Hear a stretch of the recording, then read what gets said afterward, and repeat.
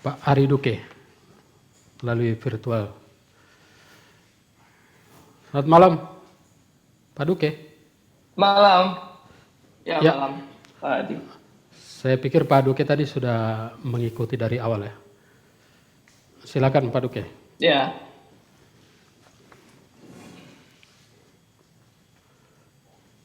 Baik, terima kasih.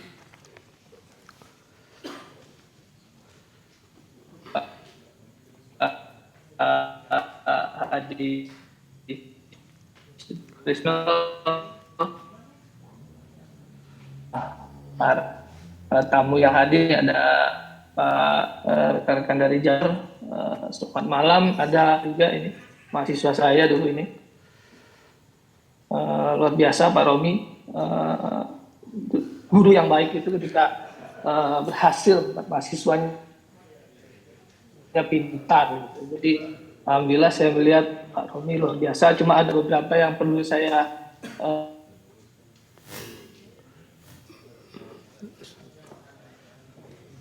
Halo. Ya. Putus ya. Oke, lanjut Pak Duke. Oke. Baik, bicara kasus bansos, sebenarnya kasus ini prematur sejak awal ya. Saya pegang data-datanya dulu ya sejak masih di Kejari Suawa kalau nggak salah. Nanti saya akan bahas 3 tahap ya. Pertama saya bicara dulu mengenai SP3, karena bicara kasus bansos ini pasti bicara SP3 Pak Hamim. SP3 ini kalau nggak salah 3 kali di pra-peradilankan, 3-tiganya pertama itu tidak dikabulkan, yang keempat ini yang kemudian dikabulkan gitu. Saya tidak mempermasalahkan putusannya kemudian membatalkan SP3, cuma klien saya Pak Hamim itu melihat ada kejanggalan ya, sehingga perlu diluruskan kejanggalan-kejanggalan apa yang terjadi di dalam putusan itu gitu. Karena 3 putusan sebelumnya itu ternyata menolak ya, permohonan, tetapi yang terakhir ini kok dikabulkan gitu. Dan saya tidak pernah juga menyatakan bahwa putusan KY itu kemudian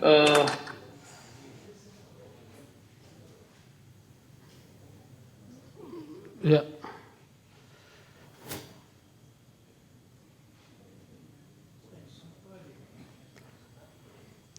Halo Pak Duke.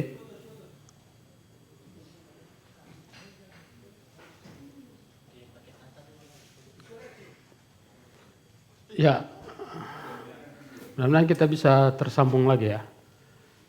Karena ini pernyataan langsung dari kuasa hukum Pak Hamim, kita butuhkan juga penjelasan beliau.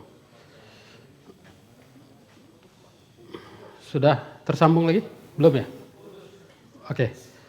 Nanti kalau sudah tersambung diinformasikan. Saya mau ke Pak Niko dulu. Pak Niko. Nanti sebentar Pak Salahuddin. Halo.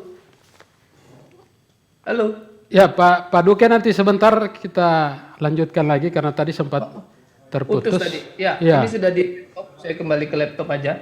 Tadi di handphone. Atau kita kasih kesempatan Pak Duke ya. Oke. Saya sambung ya? Oke, sambung ya. Baik, yang pertama saya bicara SP3, tapi perlu saya luruskan bahwa saya tidak pernah menyatakan bahwa SP3 ini, putusan KY ini membatalkan pokok perkaranya, ya, karena saya tahu putusan KY ini terkait kode etik, ya, bukan terkait substansi perkara yang telah disidangkan. Nah, untuk putusan KY ini saya tidak pernah juga menyebut namanya, tetapi ini harus di-clearkan bahwa apa yang keberatan yang dirasakan oleh Pak Hamim sehingga ini dilaporlah ke Komisi Yudisial. Beliau sendiri yang laporkan dan itu berproses ya. Saya tidak akan bicara bagaimana pertimbangannya, tetapi bahwasannya keputusan itu ada, ya. Putusan itu ada dan terbukti melanggar kode etik. Ya. Jadi nggak ada kaitannya dengan pokok perkara gitu loh.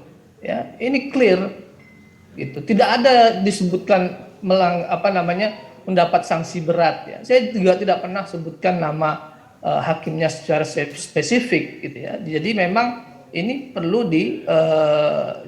dihargai gitu. Tetapi ini sebagai sebuah kebenaran juga perlu diungkap gitu. Kenapa KY memutus seperti itu? Dan juga perlu saya luruskan bahwa di Undang-Undang KY yang baru itu untuk perkara-perkara yang rendah, yang sanksinya bukan pemberhentian, ya bukan hukuman berat, itu bisa diselesaikan di tingkat KY sendiri gitu ya, kecuali dia diperiksa pertama oleh Bawas gitu ya. Nah itu proses pemeriksaan etiknya itu tetap diserahkan ke Bawas gitu. Jadi siapa yang duluan memeriksa itu gitu. Jadi ada aturan yang terbaru mungkin perlu dipelajari juga supaya jangan sampai kita memahaminya keliru gitu. Kalau untuk putusan ringan ya KY punya kewenangan untuk menyelesaikan perkara itu sendiri gitu, sehingga dalam kasus ini itu terbukti ada pelanggaran kode etik dan kaitannya dengan putusan pokok perkara itu nggak ada kaitannya dengan pokok perkara, cuman ini kan di dalam amar putusan. Nah, di dalam amar putusan keempat kalau nggak salah itu menyatakan dan seterusnya melanjutkan penyidikan dan penuntutan kemudian terhadap tersangka Hamim POU dan melimpahkan ke pengadilan, perkara ke pengadilan. Nah, kalau kita ambil rumusan KUHP pasal 82 tadi sempat disebutkan Pak Anto, pasal 82 ayat 3 huruf B, itu penafsiran ini yang kemudian keliru gitu loh. Di dalam pasal 82 ayat 3 huruf B ini penafsirannya melanjutkan penyidikan dan penuntutan. Tidak ada frasa yang menyebutkan melimpahkan perkara ke pengadilan. Di sini letak kelirunya gitu. Ini yang perlu kita luruskan ya. Saya ambil contoh kemarin saya sempat sebutkan kasus korupsi Bank Senturi ya, di mana hakim EM ya, EM ya bukan EN, hakim EM itu oleh ketua Mahkamah Agung sendiri yang menyatakan bahwa ini telah terjadi penyalahgunaan kewenangan, itu pelampauan kewenangan dengan menyebutkan Budiono sebagai tersangka dan melimpahkan perkara ke pengadilan atas gugatan yang dilakukan oleh Maki, gitu loh. Pra-peradilan digugat oleh perkara Bank Senturi digugat oleh Maki, kemudian hakim memutuskan itu, gitu. Ini ditegur, diberi sanksi oleh ketua Mahkamah Agung sendiri bahwa ini dominus litisnya kejaksaan, menetapkan tersangka itu bukan ranahnya hakim. Melimpahkan ke pengadilan pun itu tidak ada di dalam pasal 82 ayat 3 huruf B. Nah inilah kemudian yang perlu diluruskan, sehingga dengan adanya putusan Bank Senturi ini, kejadian-kejadian sebelumnya, saya menilai ini tidak bisa dieksekusi dong. Istilahnya tidak bisa non executable gitu. Boleh dong saya berpendapat gitu ya. Ini pendapat saya gitu. Tidak perlu harus ada putusan penetapan pengadilan dan seterusnya. Ini pendapat saya ketika KPK tidak menindaklanjuti putusan hakim di pra-peradilan kasus Bank Senturi gitu. Jadi saya punya argumentasi yang jelas gitu, dasar-dasar yang jelas ketika saya menyatakan ini non executable gitu loh. Dan ini juga didasari oleh putusan KY tersebut. Jadi ini yang saya ingin luruskan bahwa memang itu ada kekeliruan itu. Tapi apakah itu berpengaruh terhadap substansi perkara bansosnya? Oh itu hal lain gitu ya. Itu hal lain. Itu upaya hukum namanya, upaya hukum luar biasa dan seterusnya. Oke, kemudian yang kedua, masalah kerugian negara. Ya, saya ingin bertanya, kerugian negara dalam kasus bansos ini berapa? Ya. Kemudian siapa yang menghitung kerugian negaranya? Oke, dibilang ada di dalam putusan.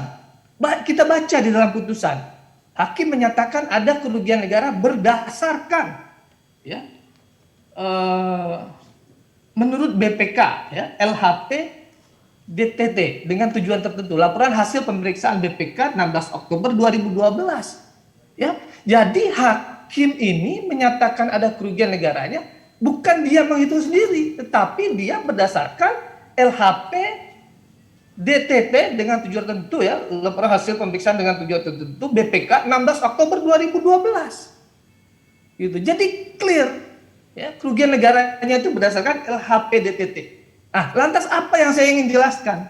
Di dalam LHP DTT 16 Oktober 2012, BPK telah dua kali menjelaskan dan mengklarifikasi tentang LHP tersebut apa sejatinya.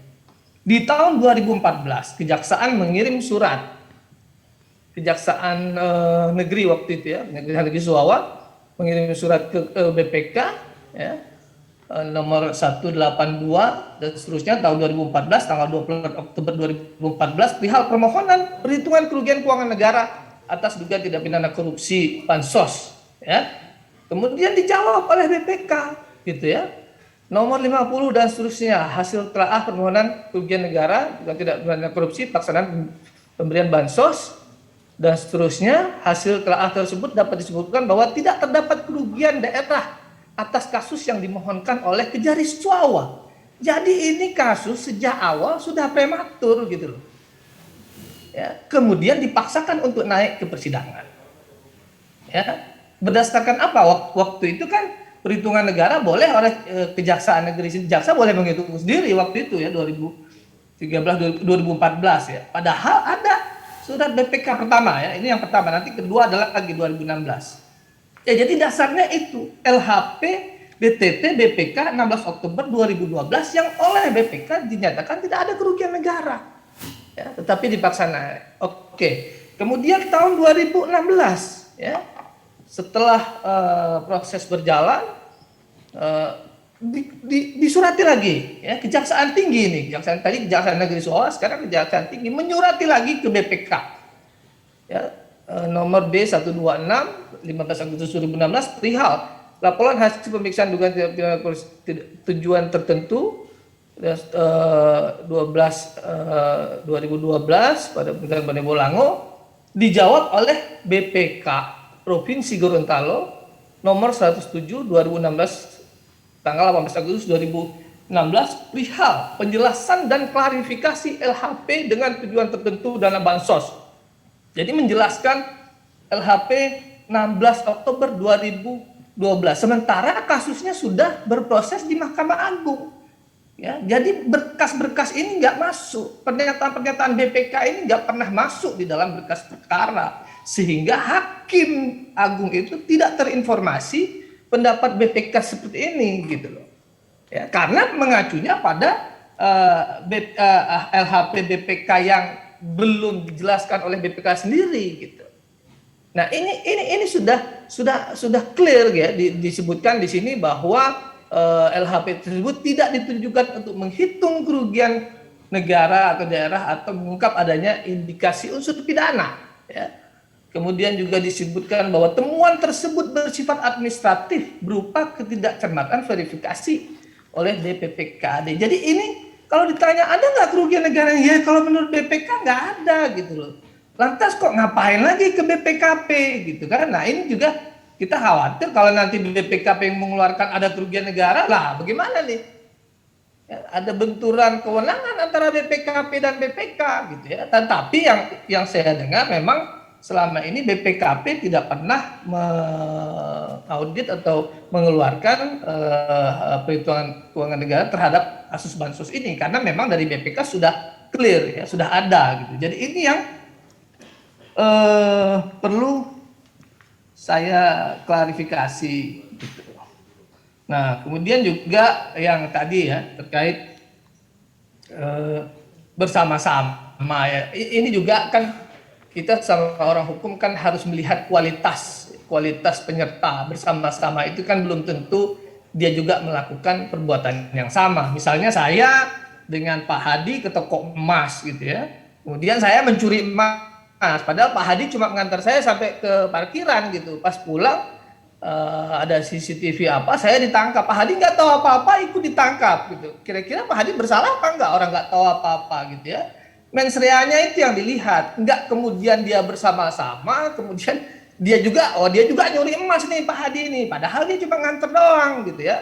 Nah ini juga kan perlu ada pemahaman yang lebih luas tentang bersama-sama. Tidak sedangkal itu kita melihat bersama-sama itu kemudian terlibat. Banyaklah kasus, misalnya IKTP, Pak Ganjar dulu juga begitu, kemudian 5,4 juga begitu. Jadi belum tentu kualitas bersama-sama itu memang dia sama-sama punya mens rea yang sama gitu ya.